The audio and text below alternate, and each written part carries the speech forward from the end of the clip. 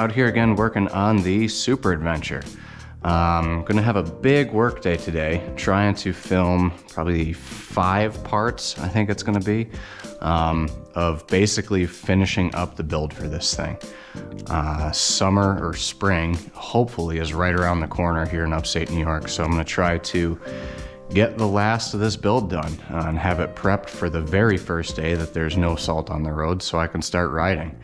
Like I said, we're gonna be filming probably 5 separate parts today.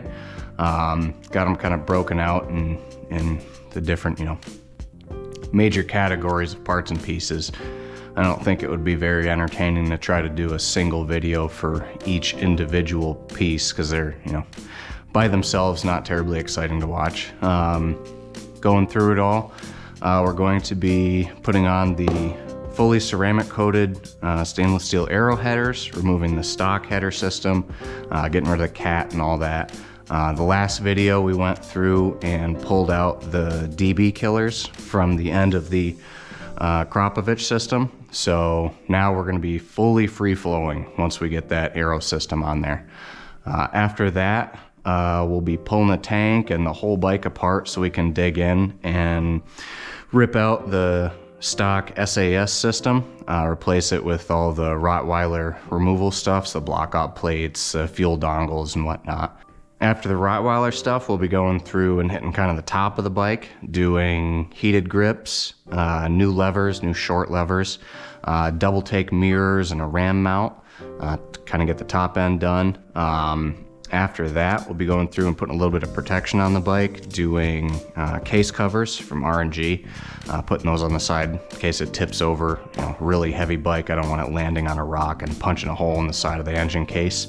Some tech spec tank grips to replace the very ugly and over top of the stupid stickers Puig one that the previous owner put on there. That's, yeah, I hate these. I think they look terrible. So we'll be replacing those with some tech specs so we can get some actual grip on the side of the bike when you're pinching it with your knees.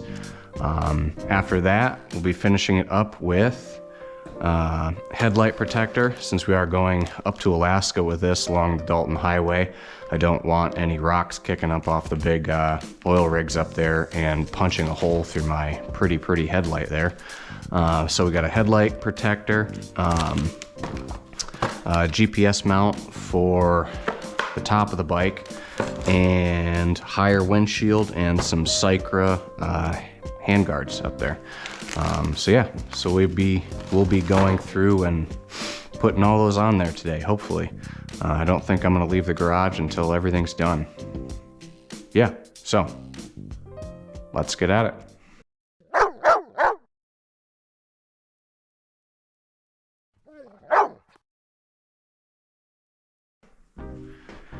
Okay, so we're starting off with the aero system. That means I'm just gonna start pulling everything apart. I'm gonna remove the skid plate. I'll probably just take the bars off, the crash bars off right now just to get those out of the way, and then start tearing off the stock system, get the Acra back off of there, and then all the stock stuff.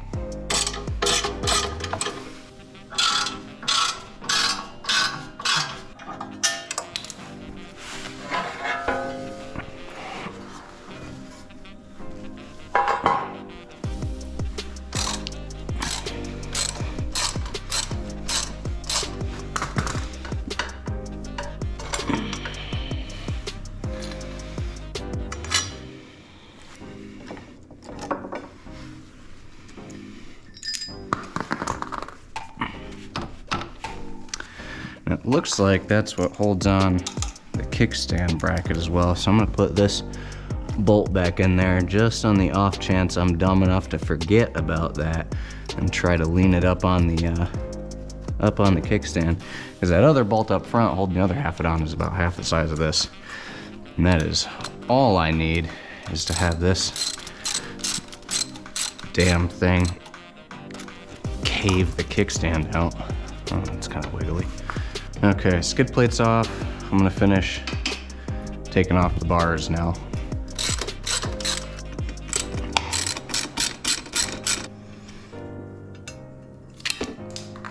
more I think about it, I think I'm just gonna strip the whole bike down before I start doing anything on it. It's just gonna make it way easier to have everything off of there. So before I even tackle the exhaust, I'll just strip everything off of there. Here we go. Akrapovic off. And I've never pulled these plastics before, so we're all gonna learn together how to do it. There we go. Okay. So in order to get the top piece off, you gotta take the side panels off, which is just one bolt right there, and then the bottom one slides out off that bracket right there. And then you've got another bolt on each side kind of hidden back in there. Oop, there we go. All right. It looks like it just pops off of there after that. Okay, so you've got two very thin aligning tabs on there, and then it looks like it hooks in. You see it hooks in right on the front of the tank right there. Okay.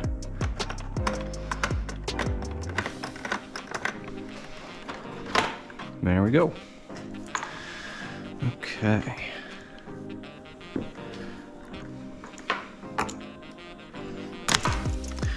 Disconnect the turn signal, and there we go. So that's your intake right there into your air box. So got that off.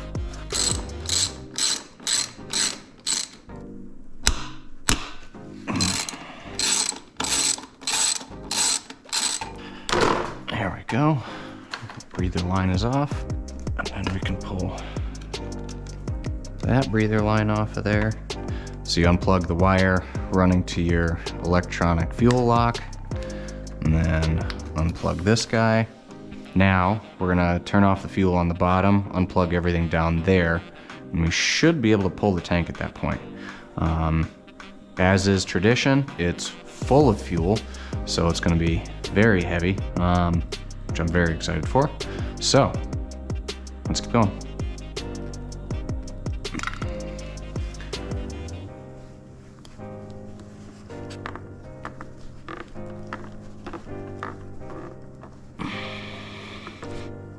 There we go. There we go. Fuel line disconnected. Okay. And that should be everything we had to disconnect for the tank. So let's see if we can pull it off.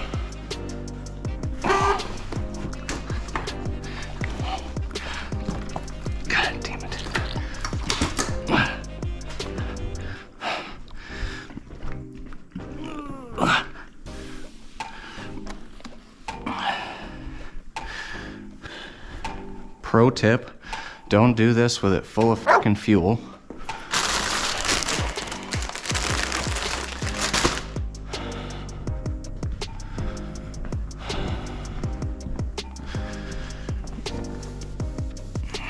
And have somewhere to put the damn thing once you do get it off. So basically what was happening is it's sloshing around. It's an almost full tank, so it's pissing out of both of those breather holes right there.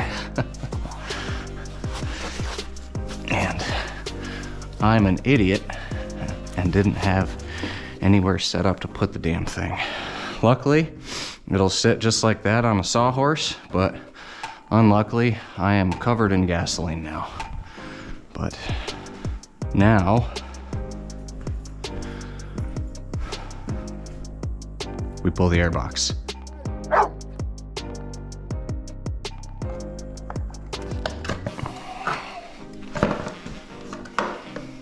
There we go.